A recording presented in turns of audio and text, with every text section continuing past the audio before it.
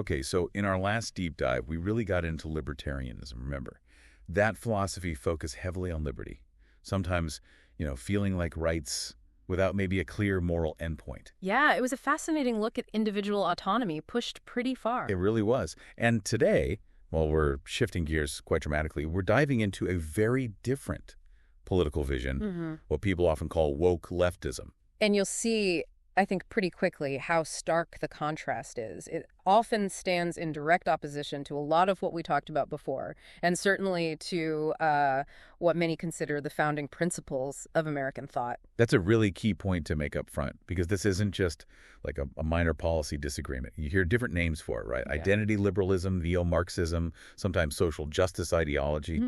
Lots of labels. But whatever term you use, it's crucial to get that this is really distinct from, say, old-school progressivism. And it's definitely not traditional American liberalism. It's more of a fundamental moral framework. Exactly. It aims to redefine things from the ground up. Right. Placing things like power dynamics, group identity, historical grievance, placing those at the very center of how we should think about law, truth, even social order itself. It's a complete reimagining. It really is. It's striking when you consider how deeply it tries to reorient, well, everything. Society, the individual's place in it. So our mission today really is to unpack this framework. Yeah, let's ask, what are the core beliefs here? What does woke leftism actually teach about human nature, about what justice means, about the government's proper role? And critically, how does all of that stack up against classic American liberalism? We'll use that as our sort of reference point throughout this dive. Our goal really is to equip you listening in with a clear, solid understanding of these really profound differences. So, okay, let's jump in. Yeah, let's do it. And I think to really appreciate just how different the woke leftist worldview is, we absolutely have to start by clearly defining our baseline. Our comparison point. Exactly. Classic American liberalism. It's not just, academic throat clearing. It really does provide the essential lens we need to see the divergences clearly. Makes sense. And just to be super clear, when we say classic American liberalism, we're not talking about the modern Democratic Party or what gets called liberal on the news today. No, definitely not. We mean the underlying moral and political philosophy, the ideas that really formed the intellectual bedrock of the American founding. It's the philosophical DNA, if you will. At its core, this philosophy starts with the idea that human beings are created equal, and that they're endowed not by government, mind you, but by nature, or God, depending on the thinker, with inherent rights. Natural rights. Natural, inalienable rights. Life, liberty, the pursuit of happiness. These exist before government. The government doesn't grant them. It's supposed to protect them. And it also believes deeply in our capacity for self-government. Right, absolutely. And that's not just about voting. It's about the individual's ability to use reason to find truth, to cultivate virtue for right action, and to follow their conscience, both in private life and as citizens. That intellectual heritage is so important here. It pulls a lot from the Scottish Enlightenment. Thinkers who stressed our innate moral sense, the need for civic virtues, prudence, justice, courage. Yeah, the classics. Yeah, and also from what's called common sense realism. The idea that we can actually know objective truths about the world and ourselves just through basic reason and experience. Like, it's wrong to hurt innocent people. That scene is just obvious. Right, accessible to everyone, not some esoteric theory. And of course, natural law philosophy, the idea that there are universal moral principles out there discoverable that apply to everyone, everywhere, always. They're above human laws. And all of that shapes its view of liberty. It's not just freedom from the government telling you what to do. It's not just negative liberty. Exactly. It's also a freedom to. A positive, purposeful liberty, the freedom to actively pursue what is genuinely good, true, and just. Think of it like an artist needing freedom to create something beautiful, not just freedom from being locked up. But always within limits. Always within the framework of the rule of law. It's not license. It's liberty ordered toward a higher moral purpose, a shared understanding of the good. So, given that view of people and liberty, what's the government for? Its job is pretty specific and, importantly, limited. First, protect those natural rights we talked about. Second, uphold justice, impartially, everyone equal before the law. The impartial umpire idea. Right. And third, maintain the conditions needed for liberty to actually survive. Things like education, respect for property, promoting responsibility, but crucially, What's it not supposed to do? it's not supposed to redefine morality itself. It's not supposed to impose one specific vision of the good life.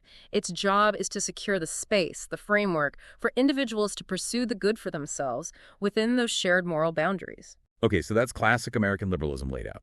A clear foundation. A necessary foundation. Because now, as we pivot to woke leftism, you're going to see just how fundamentally it redefines almost all of those concepts: justice, identity, human nature itself. It really feels less like an evolution and more like a direct challenge. Often, yes. A repudiation of many of those classical ideas. Okay, let's get into it then. Woke leftism, what's the absolute core idea here? At its heart, it's an ideology that sees and interprets pretty much everything: society, history, interactions through the lens of power dynamics. Everything comes back to power. Fundamentally, yes. It views society as this intricate web of power relationships, where certain groups inherently have power over other groups. And these groups are defined by Specific identity categories: race, gender, sexuality, class are the big ones, but also things like disability, religion sometimes. The core assumption is that your identity group determines your position in this hierarchy. You're either in an oppressor group or an oppressed group. And this isn't about individual biases necessarily. It's bigger than that. Right. It's about systemic, baked-in structures that automatically advantage some identities and disadvantage others, regardless of individual intentions. So where does this way of thinking come from? What are the intellectual roots? Well, a lot of the foundational assumptions trace back to critical theory. The Frankfurt School, Marxist intellectuals, starting way back in the early mid-20th century. They were critiquing society as a system of domination. Yeah. Not just economically, but culturally, too. Exactly. And then those ideas were picked up, developed, maybe twisted a bit by postmodern thinkers. People like Michel Foucault, Jacques Derrida. They really pushed the critique further, questioning the very possibility of objective truth or reality. Okay, so what's a common thread running through all that? The really crucial unifying belief is that pretty much all claims to truth, scientific, moral, historical, even just the way we use language, are ultimately just masks. Masks for power. Masks designed to conceal or exercise power. They're seen as narratives, ways of talking, systems of knowledge that are constructed, consciously or unconsciously, to maintain the dominance of one group over another. So if someone claims something is a universal truth, the immediate question from this perspective is, okay, but whose interests does that truth really serve? Who benefits if we all accept this as universal? It's a radical skepticism about objectivity. wow, okay, so if truth is suspect, what does that do to our understanding of, well, reality and us? Well, if all truth claims are potentially just power plays, then the ideology basically asserts there's no neutral ground. There's no common objective truth we can all reason our way to. No shared reality. Only competing narratives, systems of oppression on one side, acts of resistance on the other, the very idea of objective truth discoverable by anyone through reason. That itself gets branded as maybe a Western or male or white construct used to oppress. And how does that change how we see the individual person? It shifts the focus dramatically. The individual isn't primarily seen as this autonomous moral agent, capable of independent thought and responsible choice within a shared society. Instead, you're primarily understood through your group membership, your identity group, race, gender, sexuality. That's what defines your moral status, your place in the power structure, even your access to legitimate knowledge. Your personal experience is filtered through the collective experience of your group. So your group identity becomes paramount. It dictates your standing, essentially. And this reinterpretation, it doesn't just stop with truth in the individual, right? Mm-hmm. It extends to how we view history and justice. Absolutely. History isn't seen as, say, a messy but maybe gradual unfolding of rights or society's slowly learning and getting better. No progressive narrative there. No, instead, history gets reread as basically one long, continuous struggle, an unbroken chain of oppression between these fixed categories. Oppressors and oppressed. Every event, every institution gets interpreted through that single dominant lens. That's a very different view of the past. It is, and it leads directly to a very different view of justice in the present. How? Justice is no longer about equal rights under law. It's not about impartial application of universal rules. So what is it about? It's reimagined as the active process of dismantling those perceived structures of oppression. And crucially, it involves forcibly redistributing power and resources from the groups labeled oppressors to those labeled oppressed. It's not about equality of opportunity, but equality of outcome. Exactly. The goal is to engineer equal results between groups. This shift from impartial justice to active redistribution based on group identity, it really raises fundamental questions about whether a society built on that can even hold together. Let's dig deeper into those roots. Bam. You mentioned Marx earlier. How central is his influence? Oh, it's undeniable. Woke leftism is deeply indebted to Marx's core idea that the state, the law, culture itself, they all primarily function as tools of class oppression, ways for the ruling class, the bourgeoisie, to maintain power over the working class, the proletariat. Right, the economic base determining the cultural superstructure. Exactly. But here's the crucial adaptation, the twist that makes woke leftism distinct. What's the twist? Instead of economic class being the fundamental dividing line, the main axis of struggle. It substitutes identity. Precisely. It substitutes identity categories, race, gender, sexuality, etc., as the primary basis for the conflict. So the struggle between oppressor and oppressed shifts from the factory floor, so to speak, to the cultural and social realms. The identities become the new classes. That connects back to Hegel, too, doesn't it? Marx's own influence. It does. Remember Hegel's idea of the dialectic? History moving forward through conflict? Thesis meets antithesis, creating a synthesis. For Hegel, this was the unfolding of spirit or reason towards freedom. But Marx flipped it. Marx flipped it, yeah. He said, no, it's not ideas driving history, it's material conditions, it's economics, it's the power struggles on the ground. The ideas, the culture, that's just the superstructure reflecting the economic base. So how does woke leftism use that dialectic? It takes that model history advancing through conflict, overcoming contradictions, but applies it to identity.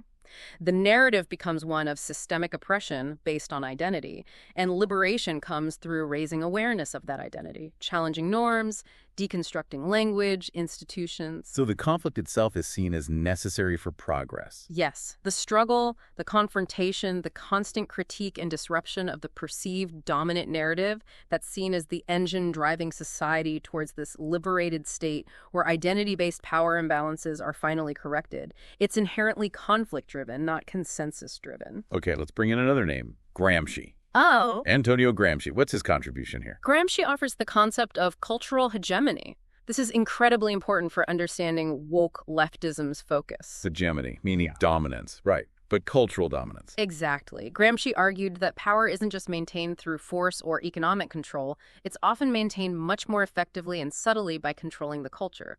The dominant ideas, values, narratives, what counts as common sense.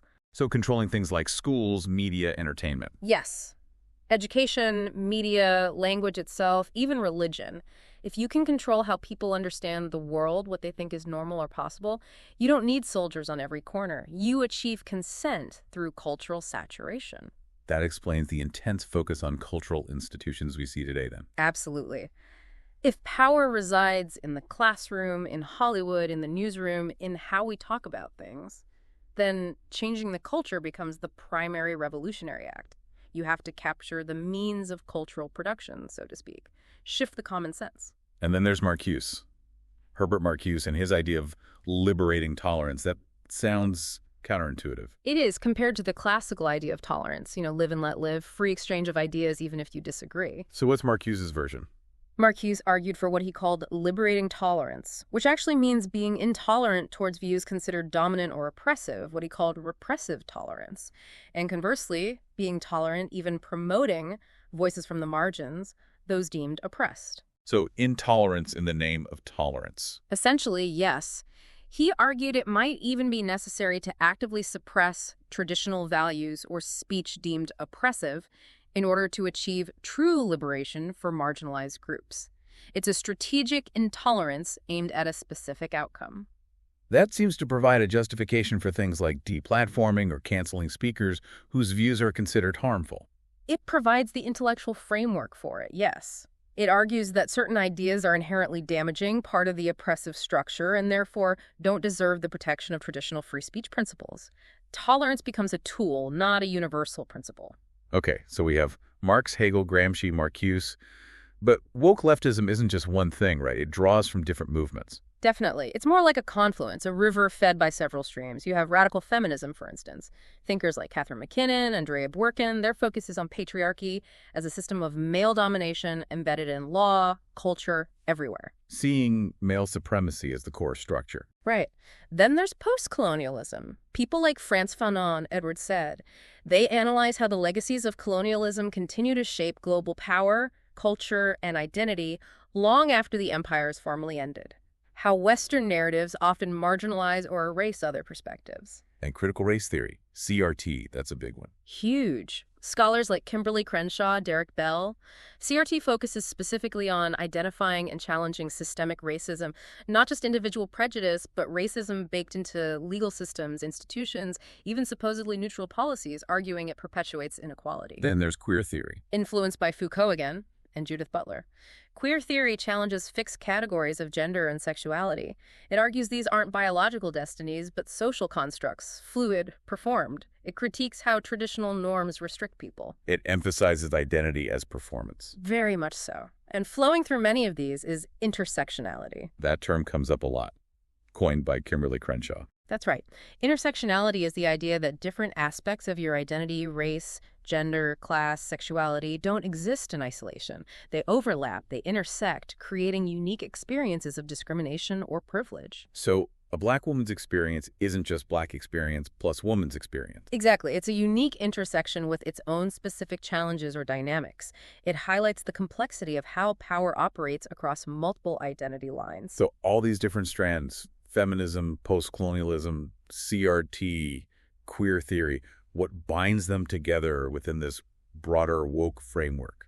Despite their different focuses, they share a core commitment: deconstructing traditional power hierarchies, identifying who has power, how they keep it, and challenging those structures. And they all seem to emphasize personal experience. Immensely. Lived experience, especially the lived experience of those belonging to marginalized identity groups, is elevated to a primary source of truth. It's given epistemic authority, meaning your identity and experience can give you special insight into oppression that others lack. So it's less about objective data, more about subjective testimony. Often, yes.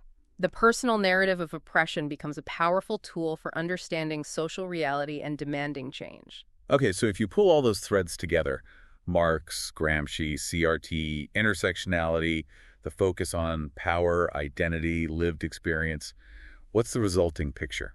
The picture is a belief system where history is seen primarily as a story of oppression and liberation, where knowledge itself is understood as fundamentally shaped by power, and where achieving true social justice requires not just reform, but radical systemic transformation to dismantle those power structures. It's a worldview that deeply challenges any notion of a shared objective reality or universal principles. This leads us straight into a really critical comparison point: the role of the state. How does woke leftism see the government's job? Well, it's definitely not the neutral empire we talked about in Classic American Liberalism, not at all. So what is it? It's seen as potentially the primary tool, the very engine for achieving this moral revolution. It's the mechanism needed to dismantle the old oppressive structures and build the new equitable social order. Its purpose completely changes then. Fundamentally, the goal shifts from protecting natural rights and maintaining a framework for individual liberty to actively engineering equity of outcome between different identity groups. Engineering equity, meaning ensuring groups have similar results. Yes. The state's job becomes ensuring that different racial groups, gender groups, etc., achieve proportionally similar outcomes in areas like income, education, representation, regardless of individual factors. The focus is on group parity. And what tools does the state need to achieve that in this view? Well, it logically requires specific kinds of state action. Things like enforced quotas, setting aside specific numbers of spots or resources based on group identity. Affirmative action taken further. Arguably, yes, or at least a justification for much stronger versions of it. It also points towards needing stringent speech regulations. Policing speech. Why? To prevent harm, often defined broadly to include microaggressions or speech that challenges identity narratives, particularly towards marginalized groups. And in its more extreme forms, it can even move towards policing beliefs. Policing beliefs? How? By creating environments where individuals feel compelled to affirm certain ideological statements or concepts, maybe in workplaces or universities, and where failure to do so carries significant social or professional costs. Dissent can be framed as perpetuating oppression. Okay, that's a very active, very powerful state. Let's contrast that sharply with the classic American liberal view again. Right. In stark contrast, classic liberalism sees the state as inherently limited. Its power comes from the people, consent of the governed, and it's deliberately structured through things like constitutions and separation of powers, precisely to prevent it from becoming too powerful or overreaching. Its main job is protecting rights and upholding the rule of law. Exactly, and central to that is the idea that all citizens are equal before the law. Not because everyone's identical, but because everyone shares that fundamental human nature and those inherent rights. This is the blind justice idea. Lady Justice with the blindfold. That's the symbol, yeah. The blindfold isn't meant to ignore people's differences, but to ensure the law is applied impartially, without regard to a person's status, identity, wealth, or connections. Same rules for everyone. But woke leftism argues against that. Actively demands the opposite in many ways. Yeah. It argues that justice must see identity. It has to take group identity into account. Why? What's the reasoning? The argument is that in a society already shaped by historical oppression, treating everyone the same now just freezes those existing inequalities in place. It doesn't fix the underlying problems. So treating people unequally is necessary for equality. That's the claim. To correct for those historical imbalances, the argument goes, you must treat people differently based on their group identity. You need targeted interventions, maybe reparations, differential treatment, redistribution of power, specifically aimed at achieving group equity. So under this view, the principle of equality before the law, that classical ideal. It gets paradoxically labeled as itself a form of oppression. How can equality be oppression? The argument is, if you apply the same rules equally to groups that start from vastly different positions due to historical injustice, you're not being fair, you're just perpetuating the unfair status quo. Blindness to identity, in this view, becomes blindness to injustice. Wow, that really turns the traditional concept on its head. It completely inverts it. This feels like we're getting to the absolute bedrock differences now. What about the nature of truth itself? And the self. This is probably the deepest philosophical divide. Classic American liberalism starts from the premise that truth is objective. It's real, it's universal, and we can discover it through reason and conscience. It's out there to be found.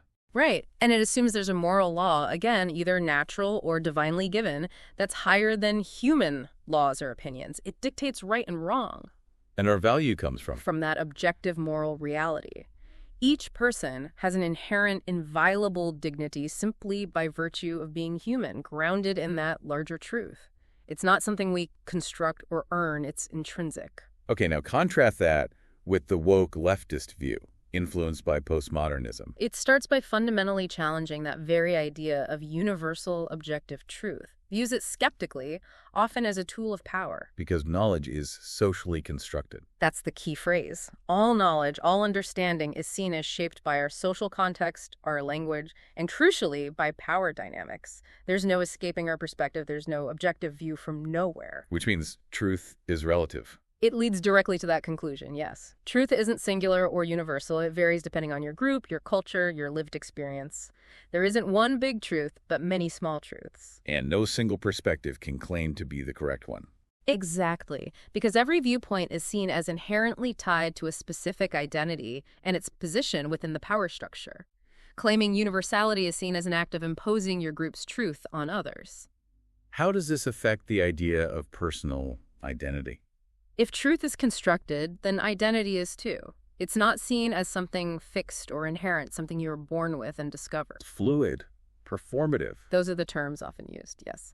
Identity is seen as something dynamic, something you actively do or perform or construct through your choices, your expressions, your interactions within society. This sounds like where your truth comes in. Precisely. Your truth becomes your lived experience, interpreted through the lens of your constructed identity group, and that subjective personal truth is considered inviolable. It demands recognition and affirmation from others. It's not just an opinion, it's part of who you are. That's how it's framed. Yeah. And society has a moral duty to validate it, unquestioningly. The example often used is misgendering. Right. Yes, it's a very clear example. Within this framework, using the wrong pronouns isn't just impolite, it's seen as a direct negation of someone's self-constructed reality, their very being. It's framed as an act of violence or oppression. Because it challenges their truth. It challenges their lived experience and self-definition, which are held as paramount. So challenging these self-constructed truths in general is often painted as inherently harmful. Okay, step back for a second. What are the consequences for society if the self is totally self-created and everyone must affirm everyone else's creation? How does that change liberty? It fundamentally shifts the meaning of liberty. It's no longer about self-government exercising reason and virtue within a shared moral framework. It becomes about demanding recognition. Coerced recognition, you called it earlier. I think that captures it. Society is pressured, even compelled, to validate every proclaimed identity, every subjective truth. If it doesn't, it's labeled oppressive or phobic. What does that do to public discourse? Yep. To reason? Well, it tends to destroy the basis for shared public reason. If there's no objective truth to appeal to, if everything is just your truth versus my truth tied to identity, how do we even debate? How do we persuade? Yeah. How do we find common ground based on evidence or logic? It makes rational argument very difficult. Extremely difficult. If challenging someone's truth is seen as violence, then debate itself becomes dangerous or impossible. The foundation for a cohesive society where diverse people can reason together starts to erode. So what replaces reason and conscience? Compliance often replaces conscience. You're expected to conform to the prevailing identity narratives and affirmations, and power often replaces the rule of law. Whoever has the power to define what identities and truths are valid gets to set the terms for everyone else. It becomes about enforcing the dominant narrative, not seeking objective justice. This really brings us down to the deepest question, doesn't it? The philosophical bedrock. What are human beings for? What's our purpose, our telos? Exactly. This is where the two worldviews diverge perhaps most profoundly. So, classic American liberalism. What's its answer? What are we for? It gives a pretty clear answer. It says the human person is a moral being created with an inherent purpose, a telos. This isn't something we invent. It's part of our nature, something we can discover. And that purpose is? Generally understood as to know the truth, using our reason, to do the good, acting virtuously, guided by conscience, and to live in meaningful community with others, recognizing shared duties and responsibilities. A purposeful existence. Yes, and the government's job, again, is just to protect our ability to pursue that purpose, not to define it for us. Okay. Now, the woke leftist view on human purpose, telos. It explicitly rejects the idea of any fixed, inherent telos. There's no preordained purpose or essential nature for human beings. Human nature is seen as plastic, malleable. Entirely plastic, yes. Subject to complete construction by society, by language, by individual will. There's no essential human blueprint to fulfill. We are, in this view, radically self-creating beings. So if there's no inherent nature, identity isn't discovered. It's entirely constructed. You build it, you perform it, you declare it. And because there's no external standard or purpose... Meaning in life isn't discovered either. No. Meaning is something you make. You create it yourself, based on your constructed identity and your lived experience. And society's role is simply to affirm whatever meaning you create for yourself. So the ultimate goal becomes liberation. But liberation from what? This is key. It's not liberation from tyranny or unjust laws, like in the classical sense. It's liberation from any constraint on the self. Any constraint, including nature, morality. Yes. Liberation from any moral structure, internal or external, that limits radical self-creation. That includes limits potentially imposed by biology, by tradition, by universal moral principles, even by your own conscience if it conflicts with your desired identity. The goal is absolute autonomy, unburdened by any pre-existing definition of what it means to be human. But what's the societal outcome of rejecting any shared purpose, any inherent limits? Does it lead to real freedom? Well, the argument from the classical perspective, and what many observe, is that it leads not to true liberty, but to deep societal fragmentation. How so? If there's no shared understanding of human nature, no common purpose that binds us together beyond affirming individual self-creation, what holds society together? What's the basis for cooperation, for shared values, for sacrificing for the common good? It becomes hard to find common ground. Extremely hard. A society struggles to cohere when there's no shared vision of the good, no recognized limits on the self, and no agreed-upon purpose for our life together. When everything is reduced to individual will and identity construction, demanding affirmation, it risks leading to instability, alienation, and ultimately social breakdown. The very fabric of society can weaken. So, wrapping this all up after this deep dive, woke leftism might present itself in terms of compassion, advocating for the marginalized. And it often does, yes. That's the appeal for many. But underneath, you're saying its foundations are fundamentally revolutionary. Inherently revolutionary, yes. It's not about tweaking the system, it's about replacing core elements of Western and American thought. Replacing virtue with... With grievance, a focus on past and present harms, often fostering resentment. Replacing the rule of law with... With the exercise of power, aimed at redistributing outcomes based on group identity. And replacing genuine liberty, purposeful self-government with... With the demand for affirmation, the validation of endlessly constructed identities. And that stands in such stark contrast to classic American liberalism. Absolutely. Classic liberalism grounds justice and objective moral truth. It sees liberty as serving a higher purpose, oriented towards virtue and the common good. And it believes individuals are bound together by shared reason and universal principles, not divided by resentment or identity politics. It's aiming for ordered liberty, not perpetual revolution. So the challenge we face, it isn't just about politics, is it? No, it goes much deeper. It's philosophical, it's moral, maybe even spiritual. It's about our fundamental understanding of who we are as human beings and how we should live together. The core question really becomes, can we, as a society, find our way back to a view of the human person grounded in something objective, in nature, in reason, in a shared moral reality? Can we rediscover that common ground? Or, and this is the really provocative question to leave you with, will politics continue to morph into something like a new religion? A religion where power is the only God. Where power defines truth and justice, yeah. And where individual identity, self-created and demanding affirmation, becomes the only thing held sacred. That's the stark choice these competing worldviews seem to present for the future. A very powerful thought indeed. And it actually sets up our next deep dive perfectly. We're going to build right on this. Where are we headed next? We're going to tackle another foundational question, essential for understanding America's original vision. What was the nation for? The purpose, the telos of America itself. Exactly. Yeah. We'll explore the founders' vision, liberty, yes, but also virtue, the common good. What did they intend this whole project to be about? It connects directly back to these ideas of human nature and society we've discussed today. Sounds like a crucial follow-up. So definitely join us next time for Episode 9, The Telos of America, What Was the Nation For?